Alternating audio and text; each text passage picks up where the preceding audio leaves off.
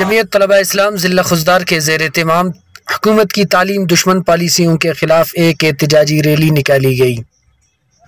احتجاجی rally J T I کے ضلعی آفس سے نکل کر شہر کے مختلف شاہراہوں سے ہوتا ہوا خضدار پریس کلب پر اختتام پذیر ہوا، جہاں پہ احتجاجی جلسہ کی صورت اختیار کی۔ ریلی کی قیادت جے ٹی آئی کے ضلعی صدر بلال احمد مردوہی کر رہے تھے۔ اس موقع پر جے ٹی آئی ضلع خضدار کے رہنماؤں حافظ اسامہ، ابو ذر غفاری، منیر احمد نیچاری اور دیگر نے خطاب کیا۔ آزما ظالم میں تجھ کو آزماؤں گا۔